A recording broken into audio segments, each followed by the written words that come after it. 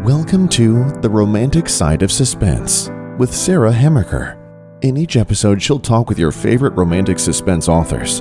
They will take you behind the scenes of the writing process, giving excerpts from their writing, and share stories about their writing life. Hello and welcome to The Romantic Side of Suspense. I'm your host, Sarah Hamaker, and I'm so glad you joined me. This episode, you're going to hear about this month's new releases in Christian romantic suspense. I hope you will enjoy hearing from your favorite romantic suspense authors as they talk about the background of their latest books. Up first is myself, because Justice Denied, Book 2 in my Seeking Justice series is out this month. So I get to interview myself. So what lie does my heroine believe in this story? Jetta Ainsley believes she can't trust her own judgment, especially when it comes to men. Because of what happened with her previous boyfriend, Jetta believes she'll make a colossal mistake with a man, so she keeps our hero, Seth Whitman, at arm's length. Jetta can't quite believe Seth is who he says he is and presents himself as, and she's terrified she'll make the same mistake she did before. Only this time the stakes are higher because she's pregnant. What's a character flaw that my hero, Seth, wants to overcome in this story? My hero believes he's unlovable because of something that happened to him as a child. He very much wants to find a woman to love, but has trouble believing he could be someone a woman could love. Because of his upbringing, he's very reticent to push himself into a relationship with anyone, especially a woman. So he tends to stay in the background and be satisfied with friend zoning like Jetta does with him. What motivates my villain in this story? Greed and a sense of entitlement. They have felt overlooked and underappreciated, and part of their motivation is to see what they can get away with. Embezzlement is one of those crimes often undetected for months or even years if the person committing the embezzlement is particularly crafty, which is why I decided that would be the initial crime in this story. Of course, they want to keep their identity hidden, so that creates other opportunities to create other crimes in this story. If a real place, what is one thing I changed about the setting to fit the story? My Seeking Justice series is set in Northern Virginia, where I live, so readers might recognize a few landmarks in this tale. But I did have to change some things to fit the story. For example, I added a small cemetery in the middle of a bunch of data center buildings out in Ashburn, Virginia, which most definitely isn't there. But I try to keep most of the roads and retail restaurants the same because I know as a reader how fun it is to think, oh, I've been there, or I know where that is when reading a book set where you live. What was the hardest part of writing this book? Getting the embezzlement and financial stuff right. I am not a numbers person or a math person, so it was really difficult for me to kind of really understand embezzlement at first. But I found a book called Embezzlement: How to Detect, Prevent, and Investigate Pink Collar Crime by Kelly Paxton, and I actually contacted the author through her website, who graciously walked me through a few scenarios about how the embezzlement could work. Of course, any mistakes I've made are mine entirely and not the fault of the author of that book. Finally, I'm going to close my time with you today with, what is Justice Denied's tagline? A father's tarnished legacy drives a daughter to untangle a web of deception with the hope of a photojournalist. Now, I hope you'll enjoy the rest of the March releases that I have in this podcast.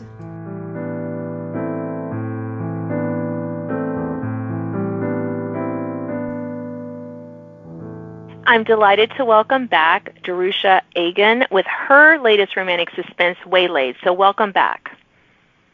Thanks for having me again, Sarah. So we're going to start with the heroine. How does she feel about love at the beginning of this story?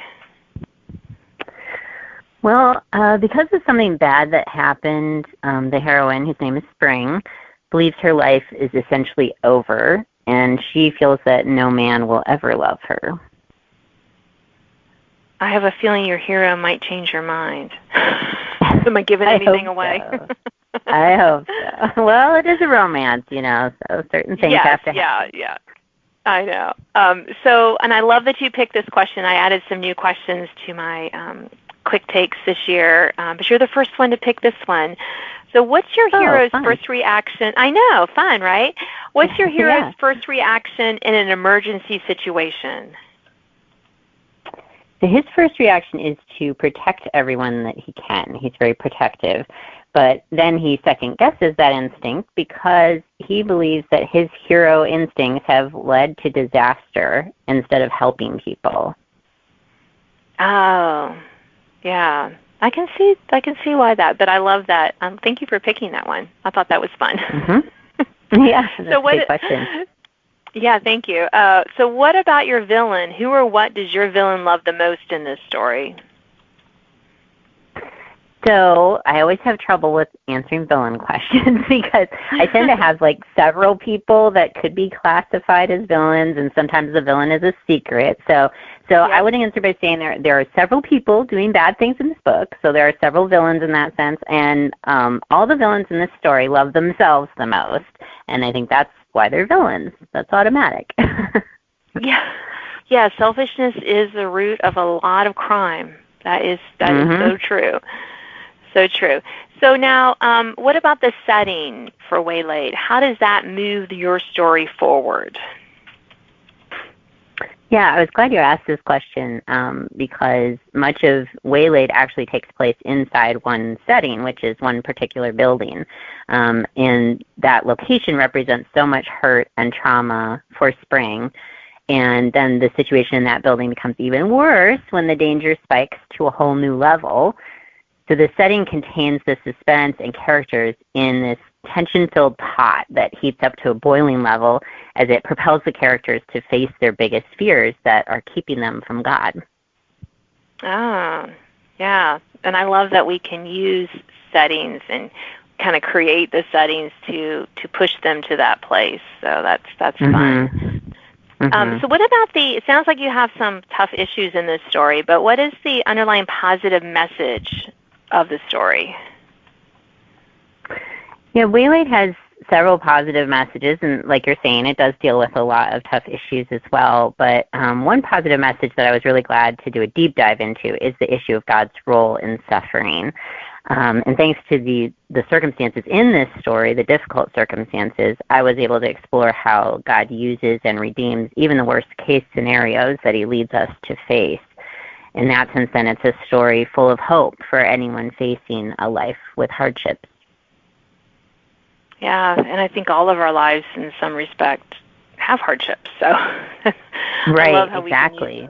And I love how we can use fiction to bring characters through that. And we know from letters and stuff, emails we get from readers that can impact them as well.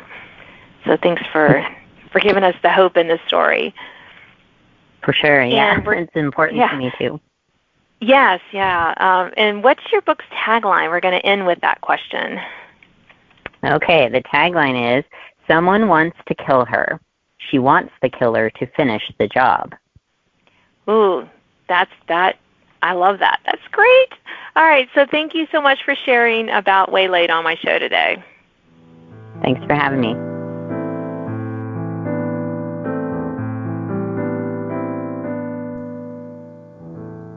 I'm delighted to welcome Jane Daly to my show. She's going to talk about her latest release, Lipstick and Gunpowder. So welcome to my show, Jane. Thank you, Sarah. It's a pleasure being here.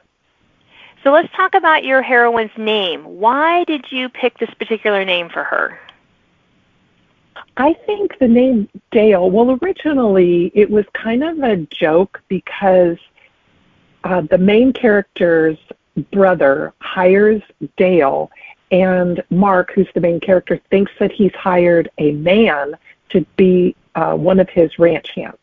Instead, he finds out that Dale is a woman, and it blows his whole conception out of the water, and he's extremely angry at his brother, which kind of makes it fun.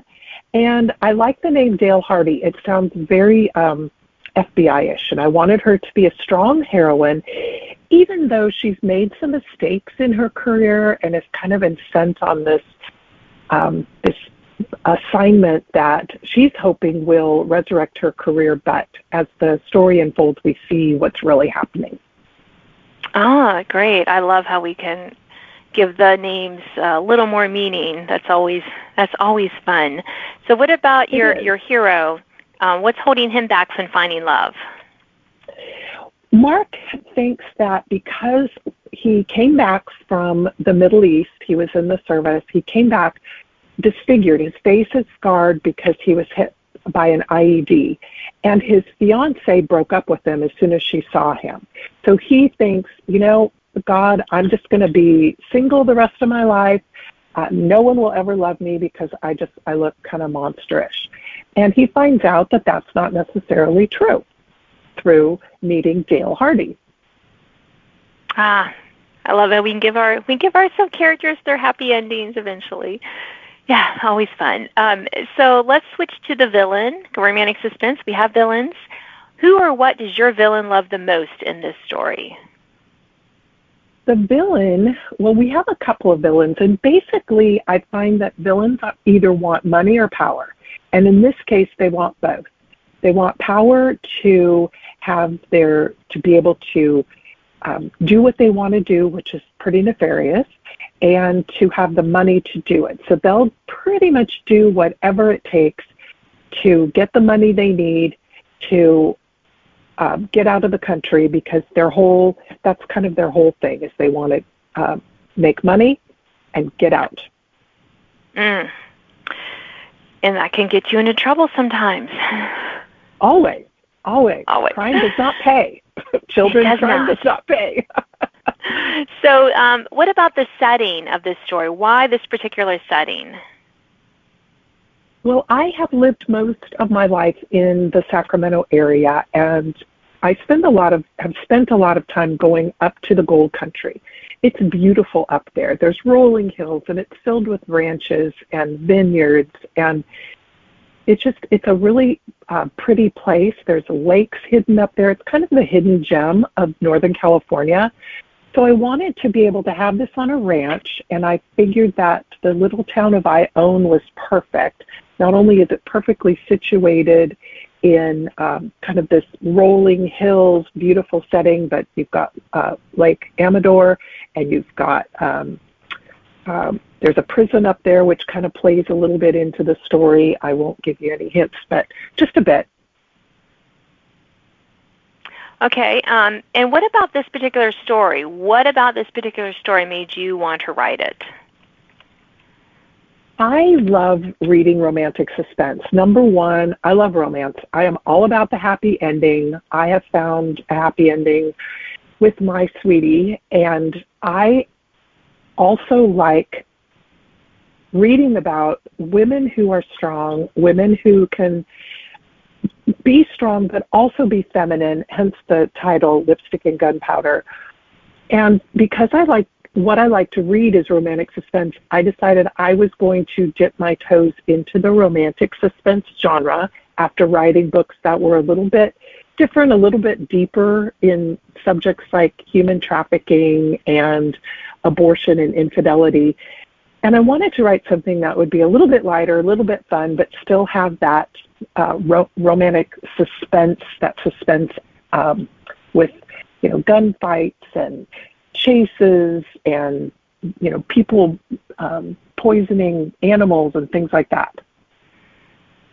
Yeah, I know. It's one thing I love about the romantic suspense genre myself.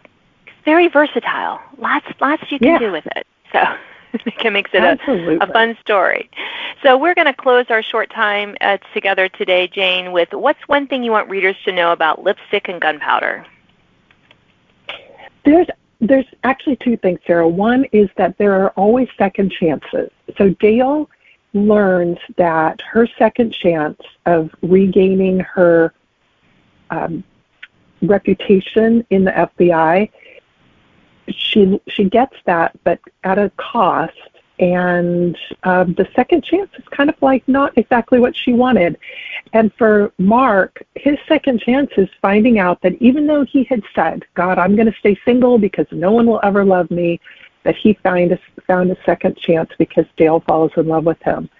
The other, my really overriding theme that I love to write about is redemption. And I think that through this story, I would like the readers to see that no one is beyond redemption and that it is possible for us to experience it no matter what our situation. I love it. I love always that. That's always a wonderful theme to have. Well, thank you so much for sharing about your book on my show today. Thank you for the opportunity. I really appreciate it.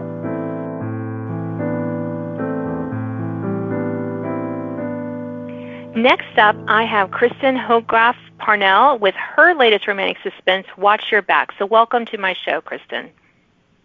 Thanks so much, Sarah. I'm so happy to be back. So we're going to start with the heroine. Always like to start with the ladies. What past experience has had the most impact on making her who she is today?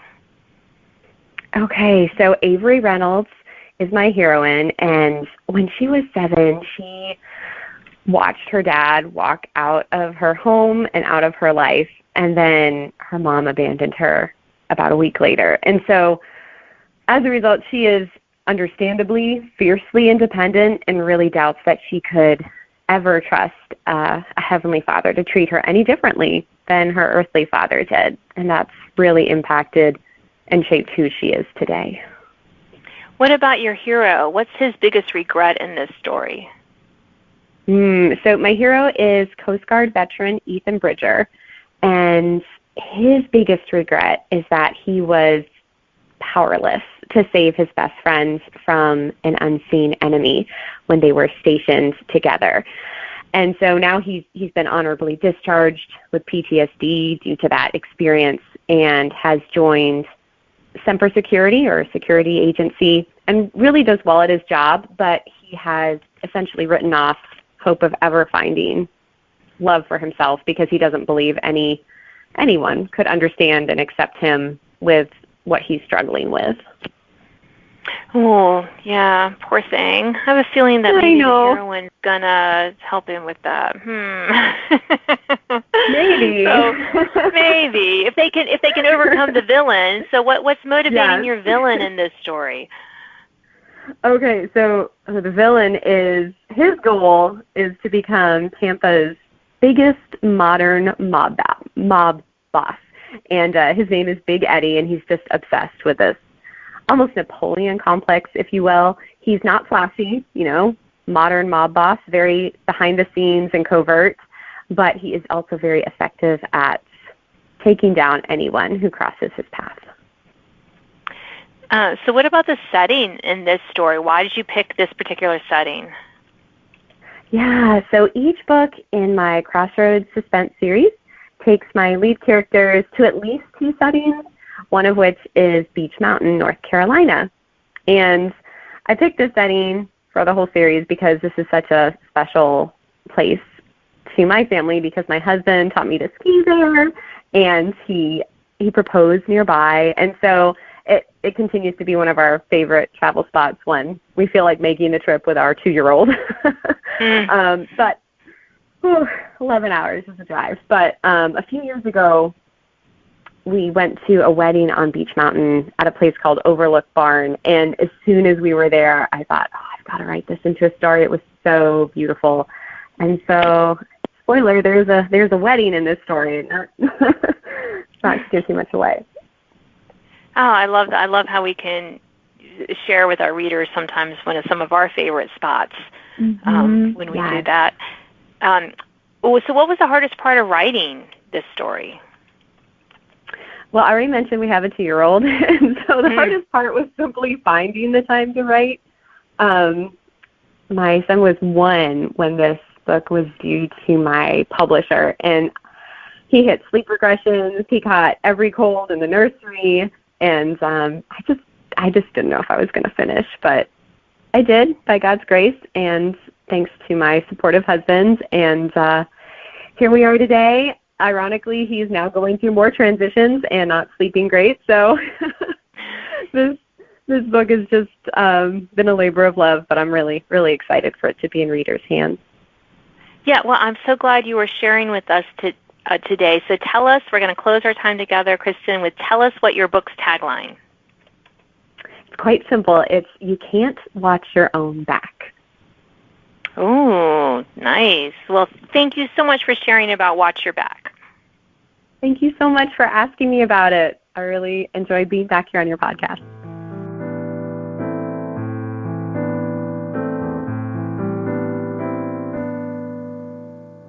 I'm delighted to welcome back Laura Conaway to talk about her latest romantic suspense, Rescue Duty. So welcome back to my show, Laura.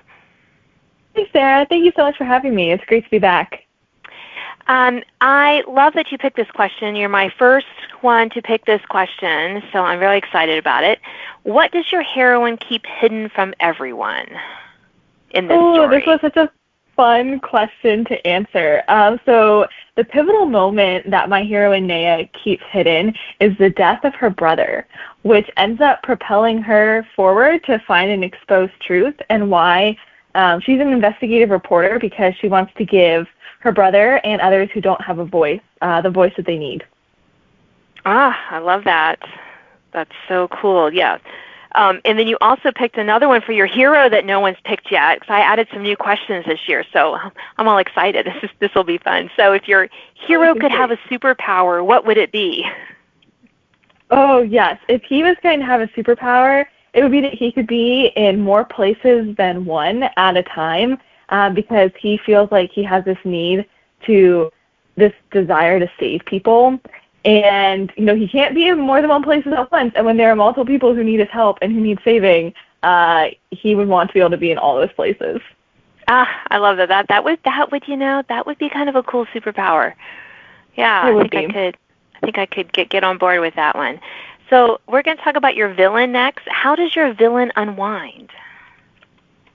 Yeah, so my villain, they unwind by honestly just planning for their next thing. They feel this almost like peace and preparedness in knowing what's coming next in their plan.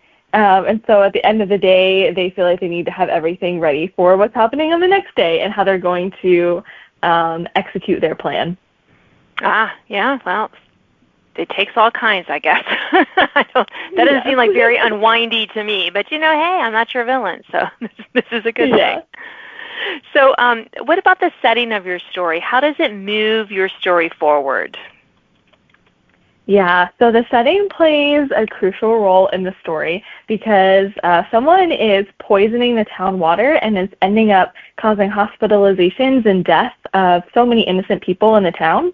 And so in order to save these people and to stop the killer, they need to figure out what's going on with this. And without the setting, there would be no crime because it's involving the whole town.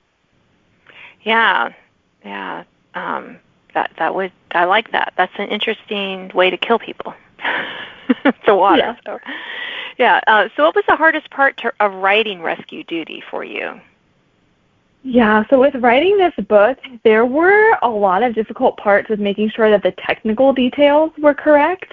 So with this story, and even just with the way that the killer is going about his schemes, there's hazmats involved, there's a chemical plant, and so with that, there's just a lot of technicalities. And so I had the privilege of getting to speak with a local hazmat special ops person who helped me just understand the lingo, different protocols, and even just common scenarios in this world that I know nothing about. Oh, yes. Most readers, they don't really guess how much research that we have to do if we're not writing historical fiction. They seem to forget that us romantic suspense people have to just ask a lot of questions of a lot of people so that we can get our scenarios as true to life as possible. So, yeah, that must have been kind of fun in a weird way. It was, yeah. All right, Laura, well, we're almost out of time today, but let's close with what's one thing you want readers to know about Rescue Duty?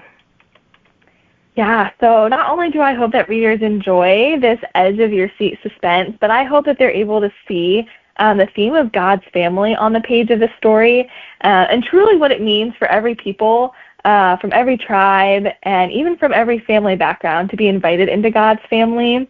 And readers will see this on the page with my heroine being from Haiti, and both her and my hero grew up in foster care. And one of the things in this story is that they both wear these red bracelets that readers will see are intertwined throughout the whole plot. And I pray that they're able to see that this symbolism is pointing them closer to the blood of Christ that brings people from all ethnicities, all backgrounds into the family of God. I love that. That's why I love writing and reading Christian romantic suspense. So thank you so much for sharing about your book today. Thank you so much, Sarah.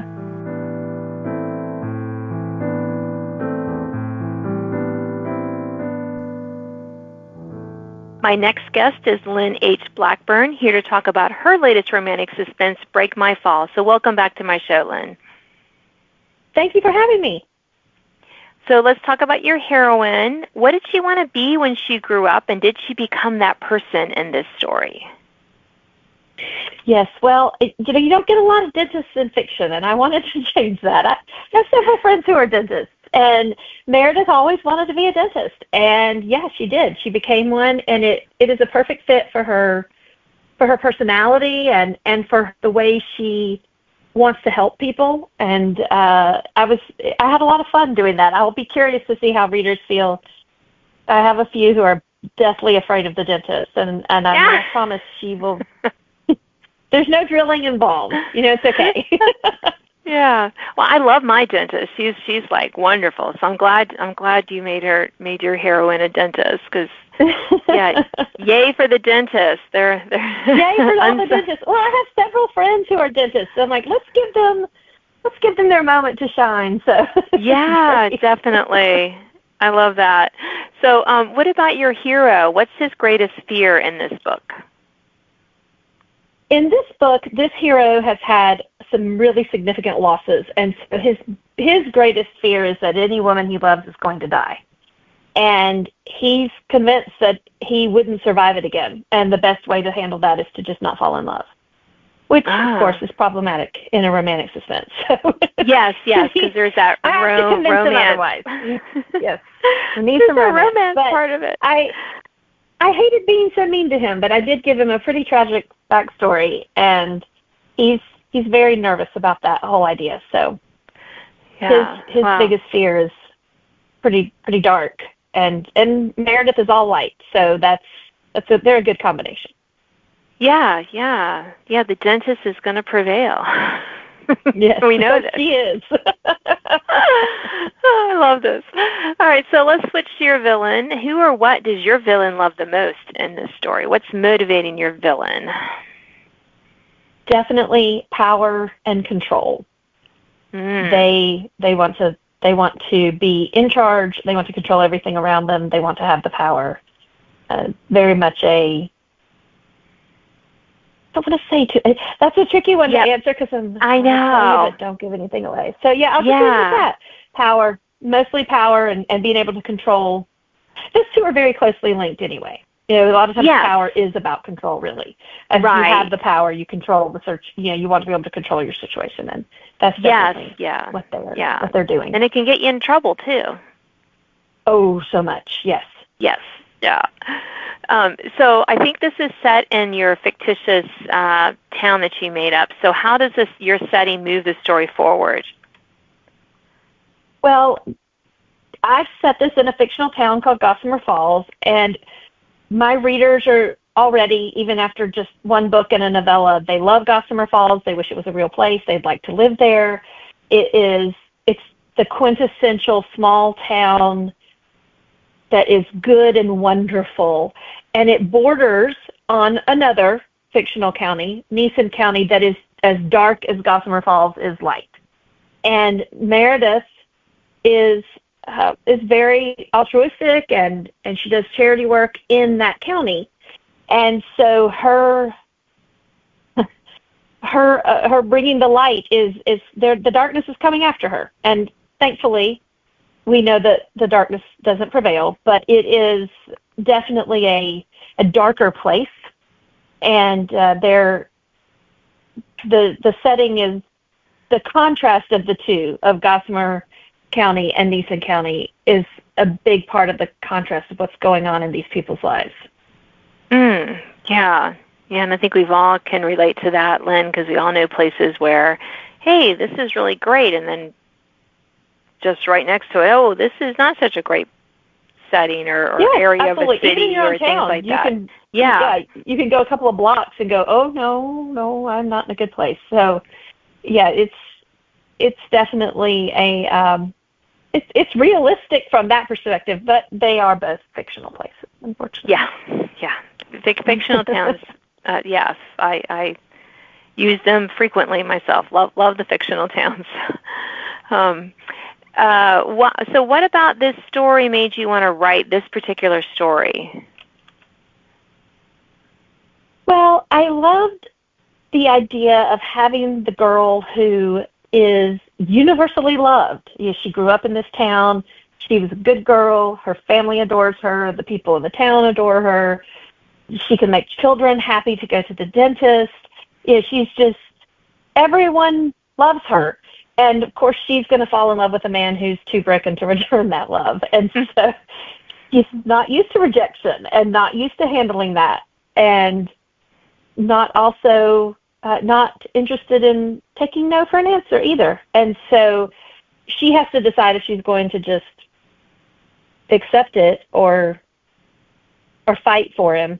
And of course, for him, it's a bit of a shock that this woman doesn't just take his surly nature and walk away. And so they were a sweet couple. They were fun to write.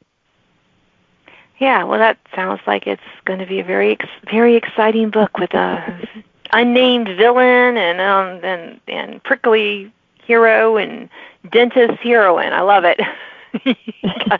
Got some really good feels in there, like the kids say. So we're going to close our short time together with what is the tagline for Break My Fall?